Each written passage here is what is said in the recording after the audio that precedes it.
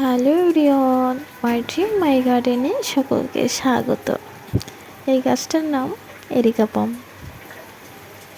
আর গত ভিডিও দিয়েছি গাছটা কত কষ্ট করে তারপর ড্রাম থেকে বের করতে হয়েছে। তবে 20 লিটার জলের ড্রামগুলো না গাছের পক্ষে উপযোগী নয়। সব দিক থেকে ঠিক আছে, কিন্তু গাছগুলোকে যখন রিপোর্টিং করার সময় হয় তখন কিন্তু ড্রাম থেকে বের করা খুবই কষ্টদায়ক। ড্রামে গাছ লাগিয়ে একটা নতুন অভিজ্ঞতা হলো। এতদিন তো ঠিকই ছিল, আর যখনই বের করার সময় হয়েছে তখনই মুশকিল। তবে এটা কিন্তু একটাই গাছ, আর দেখুন ওই একটা গাছ থেকে কটা গাছ বের করা যায়।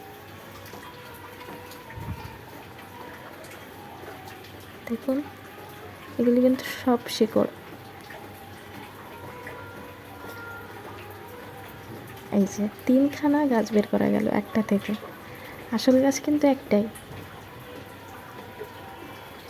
এবার এই 3টেকে আলাদা আলাদা পটে রিপোর্ট করা হবে। অন্য কোনো পট না থাকায় এই ড্রামে আবার রিপোর্ট করতে হলো।